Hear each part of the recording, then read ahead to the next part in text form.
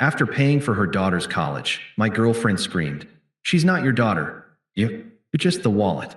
I packed my things in silence, then disappeared. I canceled every card, every account, and left one text. "Congratulations. The wallet is closed." Hey viewers, before we move on to the video, please make sure to subscribe to the channel and hit the like button if you want to see more stories like this. Thanks. I never minded paying.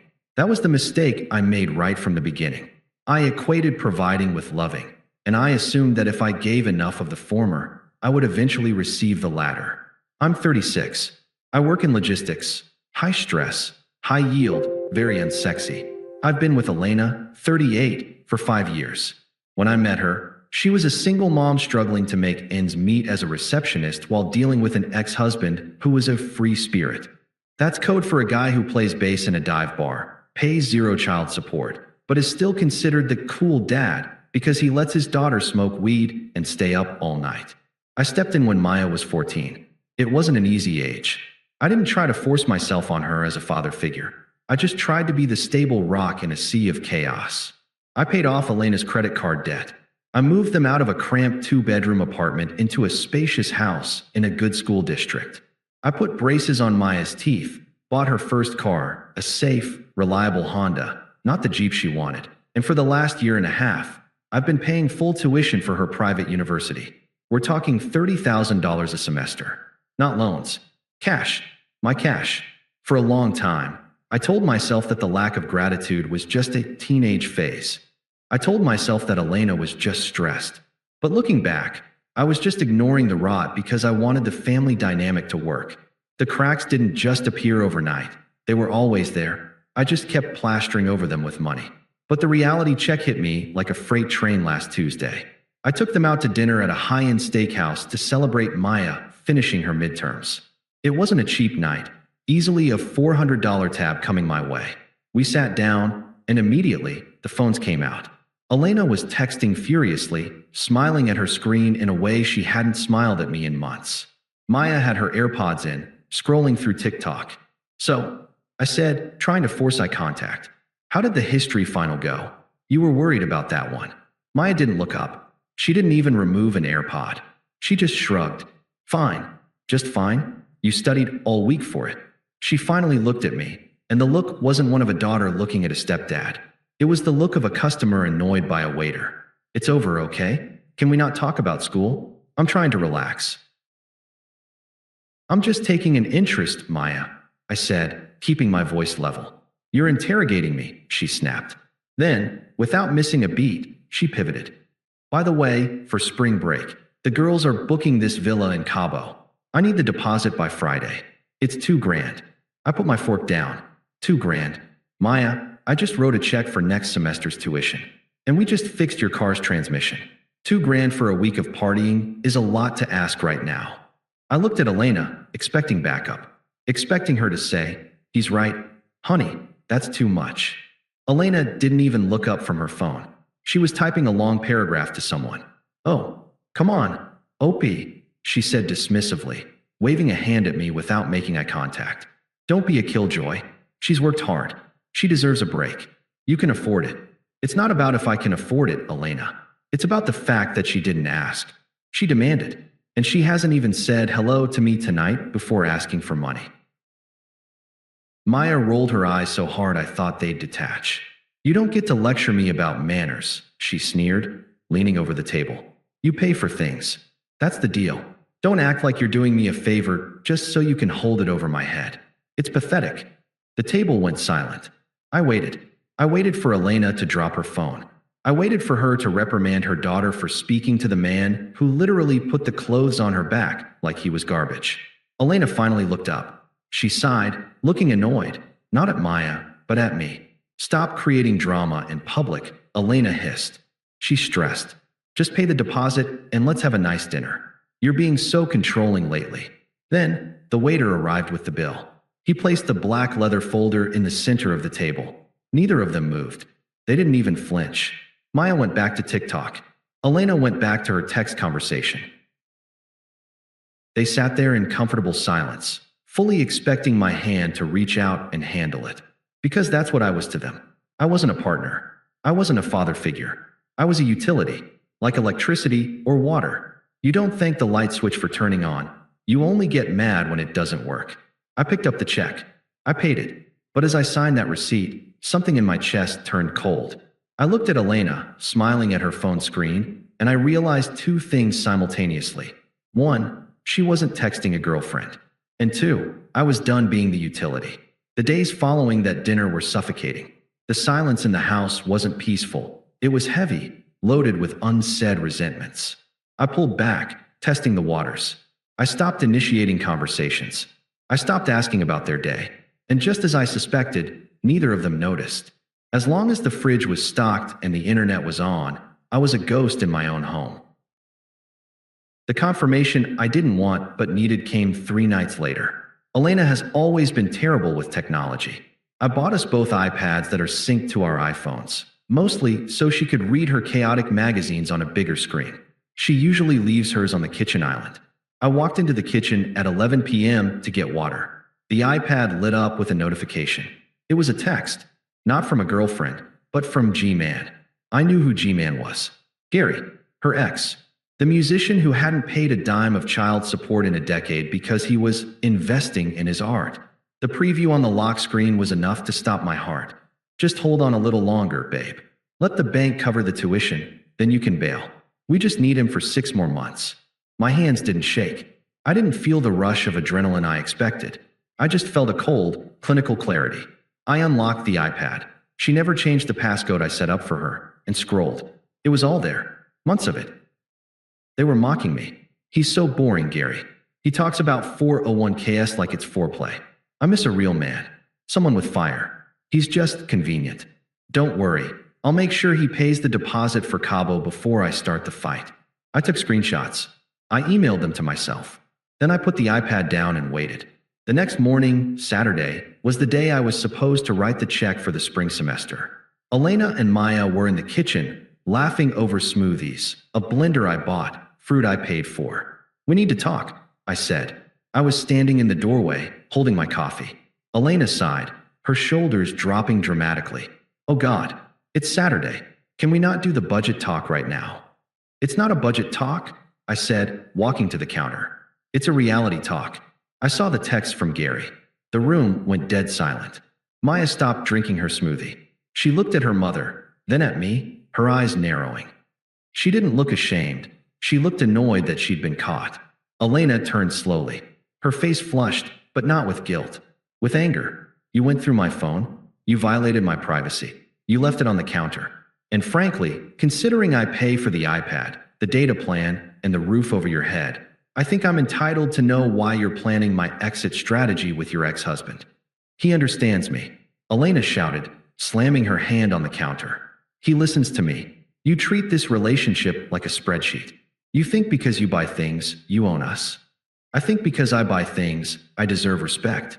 I'm paying $30,000 next week for a girl who won't even look me in the eye, I said, looking at Maya. Maya scoffed. Don't bring me into this.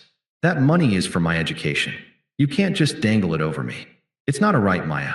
It's a gift, and I'm thinking of withholding it until I figure out where I stand in this house. That was the trigger. Elena stepped into my personal space, her face twisted in a sneer I had never seen before. It was the face of someone who had lost all fear of consequences because she believed she was untouchable. You aren't withholding anything, she screamed, spitting the words at me. You don't get to make decisions for her. You don't have rights here. She's not your daughter. You're just the wallet. That's your role. That is the only reason you are here. So shut up, write the check, and stick to your role. I looked at Maya. I expected her to flinch. I expected her to say, Mom, that's too far. Maya looked at me, smirked, and took a sip of her smoothie. She's right, Maya said casually. You're not my dad. Stop trying to act like it. Just pay the tuition and leave us alone. It was the most liberating moment of my life. The confusion vanished. The guilt vanished. The hope that we could fix this vanished. I looked at Elena. I looked at Maya. I nodded slowly. Understood, I said softly. I didn't realize the terms were that specific. I'll stick to my role. Elena let out a smug puff of air, thinking she'd bullied me into submission. Good. Now get out of my face. I didn't leave that day. That would have been emotional. That would have been messy. A wallet doesn't have emotions. A wallet is transactional. And I had transactions to close. I played the part of the beaten dog for 3 days. I apologized for snooping.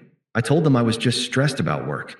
I wrote the check for the tuition and left it on the counter, knowing full well it wouldn't be mailed until Friday. I even suggested they take a weekend trip to cool off. Go to the spa, I told Elena. Take Maya, my treat. I'll stay here and work so I don't annoy you. She didn't hesitate. She didn't even say thank you. She just took the credit card, the Platinum Amex with my name on it, and booked a luxury resort 2 hours away. They left on Friday morning. As soon as the car I paid the insurance on, turned the corner, I started the timer. I didn't smash anything. I didn't cut up their clothes. That's what angry people do. I wasn't angry. I was closing a business division that was operating at a loss. I had hired a moving company that specializes in distressed exits. They arrived at 9 a.m. By 11:30 a.m., my home office was empty. My clothes were gone. My personal electronics, my books, my grill from the back patio, anything that I had brought into the relationship or bought for myself was packed into a truck. I left the furniture I bought for them. I left the TVs. I left the food in the fridge. I didn't want them to have the satisfaction of calling me petty. I wanted them to realize that the infrastructure remained, but the power source had been cut. Then, I sat down on the floor of the empty living room and made the calls. Call 1, the landlord. Hi, this is Mark. I'm invoking the lease break clause. I've transferred the penalty fee to your account. I am removing myself as the guarantor effective immediately. Elena will be taking over the lease solely. If she can't qualify, that's up to your policy. Result, the lease required an income of 3x the rent. Elena made barely 1x. She would be receiving a vacate notice by Monday. Call 2, American Express and Visa. I need to report my cards lost. Please issue new numbers and send them to my new address. Also, remove all authorized users immediately. Result, the card Elena was currently using at the resort spa would decline the moment they tried to check out or order room service. Call 3, the bank. I logged into our joint savings account. I looked at the balance, $42,000. Every cent had come from my direct deposit. Elena used her paycheck for her money. I transferred $42,000 to my personal account at a different bank. Balance, $0. Call 4, the university bursar. This was the one that felt like surgery. Precise. Necessary. Hello, this is Mark, last name. I wrote check number 409 for Maya, last name, S tuition. I am placing a stop payment on that check. I am also formally rescinding my signature from the guarantor documents for her housing and meal plan for the upcoming semester. The clerk paused. Sir, if you do that, her registration will be flagged. She'll be dropped from her classes on Monday if payment isn't replaced. I understand, I said. She's aware of the situation. It was done. I walked out of the house. I left my key on the kitchen counter, right next to the empty spot where the iPad usually sat. I got into my car and drove. I drove for an hour until I was well out of the city limits, heading toward a temporary rental I'd booked in a quiet town nearby. My phone buzzed. A notification from the bank app. Transaction declined. Resort spa and wellness, $450. It had begun. I pulled over to the side of the road. I opened a group text with Elena and Maya. I didn't want to write a novel. I didn't want to explain my feelings. I simply wanted to confirm that I had listened to them. I typed, "You were right." I realized I was confusing my role. A wallet doesn't have a family. A wallet doesn't have a daughter. A wallet is an object. And when a wallet is empty or mistreated, it closes. I have canceled the cards. I have canceled the lease. I have stopped the tuition payment. You wanted to be independent of me. Congratulations. The wallet is closed. I hit send. Then I went to settings. Elena, block caller. Maya, block caller. I threw the phone on the passenger seat, merged back onto the highway, and for the first time in 5 years, I breathed air that didn't cost me a cent. The first week was strange. I kept checking my phone, expecting the explosion. I expected the barrage of texts, the calls from unknown numbers, the threats. But there was nothing, just a clean, black screen. I had changed my number the day I left, a precaution I hadn't thought necessary until the last minute. I stayed in an Airbnb on the other side of the county, a quiet loft above a bakery. For the first time in years, I slept through the night. I didn't wake up wondering if I'd forgotten to pay a bill. I didn't wake up worrying about Maya's grades or Elena's moods. But while my world was quiet, I knew theirs was burning. I didn't need to see it to know it was happening. It was simple math. I had removed the foundation of a house built on sand. About 3 weeks in, the silence broke. Not from them, but from a mutual friend, Sarah. Sarah had always sided with Elena during our minor spats, usually giving me the happy wife, happy life speech. She cornered me coming out of my office building. She looked frantic. "Mark, my God, I've been trying to find you for weeks. Elena is losing her mind." I didn't stop walking. "I'm sure she is, Sarah. It's stressful being an independent woman." Sarah jogged to keep up. "This isn't funny. Do you know what happened at the resort? The police were called, Mark. The hotel held them for hours because the card declined. Elena had to call her mother to bail them out over $1,000 bill. It was humiliating." I stopped and looked at her. "It sounds like a terrible misunderstanding. She should have used her own card. She doesn't have money like that, and you know it." Sarah snapped. "And the apartment? The landlord gave them 3 days to pay or quit. They're sleeping on Gary's floor. A 40-year-old woman sleeping on a mattress on the floor of a studio apartment." I actually laughed. A dry, humorless sound. "Wait, Gary? I thought Gary was the soulmate. I thought he was the one who understood her. Shouldn't he be happy to provide for his family?" Sarah's face fell. "Gary kicked them out yesterday. He said he didn't sign up for baggage. He thought Elena was getting a settlement from you. When he found out you weren't married and she had no claim to your assets, he dumped her." "And Maya?" I asked. This was the only question that held any weight for me. "She was deregistered," Sarah whispered. "She showed up to class on Monday and security escorted her out because her tuition wasn't cleared. She lost the semester, Mark. She's working at a Starbucks now." "Good," I said. Sarah recoiled. "How can you be so cruel? You raised that girl." "No." I corrected her, my voice turning to ice. "I financed that girl. There is a difference. I was told very clearly that I was not her father. I was told I was a wallet." "Well, the wallet was stolen, Sarah. And when a wallet is stolen, you cancel the cards. That's not cruelty. That's security." I turned and walked to my car. I didn't feel triumph. I didn't feel glee. I felt the satisfying click of a ledger finally balancing out. 3 months passed. I had bought a small condo downtown. Something modern, minimal, just for me. I traded in the family SUV for a coupe I'd wanted since college. I was rebuilding my savings faster than I anticipated, mostly because I wasn't bleeding $5,000 a month on lifestyle maintenance for 3 people. I was at a car wash on a Saturday morning, waiting for my car to be detailed. I was drinking a coffee, reading a book, enjoying the sun. "You look happy." The voice was raspy, broken. I lowered my book. Elena was standing 5 feet away. She looked 10 years older. Her roots were showing, gray streaks she used to spend $300 a month to hide. She was wearing jeans that looked too big for her and a t-shirt I recognized from 3 years ago. Maya was standing behind her, staring at the ground, her arms crossed defensively. I didn't stand up. "I am happy, Elena." "Hello. We saw the new car," she said, gesturing vaguely toward the detailing bay. "Must be nice." "It is. It drives very smoothly." "We're living in a motel," she blurted out, the facade cracking instantly. Tears welled up in her eyes. "My mom couldn't take us in. Gary is gone. I lost the receptionist job because I was so stressed I missed shifts." "We have nothing, Mark." Maya looked up then. Her eyes were red. "Dad, please. I can't work at Starbucks forever. I need to go back to school. I'll do anything. I'll sign a contract. I'll pay you back when I graduate. Just please." It was a powerful performance. 6 months ago, it would have worked. I would have pulled out the checkbook. I would have fixed it. But I looked at Maya, and I didn't see a daughter.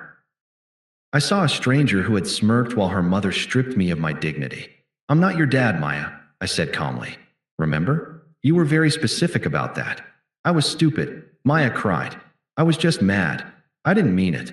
"You meant it," I said. "You meant it because you thought there would be no consequences. You thought the money was a natural resource that would never run out." I turned to Elena. She was shaking now, her fists clenched. "We were a family," she screamed, drawing the attention of the other customers. "How can you just turn it off? How can you look at us and feel nothing? You're a monster." I stood up then. I adjusted my jacket. I looked her dead in the eye. "I didn't turn it off, Elena. You did. You defined a relationship. You looked me in the face and told me I was a wallet. You stripped away the love, the fatherhood, the partnership, and you left only the transaction. I took a step closer. Here is the reality check you've been avoiding. Wallets don't have feelings. Wallets don't mourn. Wallets don't love you back. They just hold currency. And once you emptied me of my patience, I closed. You didn't lose a husband or a father. You lost a financing plan. My car pulled up, gleaming in the sunlight. The attendant waved the rag, signaling it was ready. "Mark, please," Elena whispered, grabbing my sleeve. I don't know what to do. I gently removed her hand from my arm, as if removing a piece of lint. "That sounds like a problem for Gary," I said. "Or maybe Maya's biological father can chip in. He's the cool dad, right? Maybe he can pay the tuition with good vibes." I got into my car. The leather smelled new. The engine purred. I put on my sunglasses and rolled up the window. As I drove away, I looked in the rearview mirror. They were standing in the dirty water of the car wash runoff, shrinking smaller and smaller until they were just specks in the distance. I turned on the radio, merged into traffic, and never looked back. The transaction was complete. The wallet was closed forever. Thanks for watching. Make sure to subscribe to the channel and hit the like button. What do you think about this story? Share it in the comments.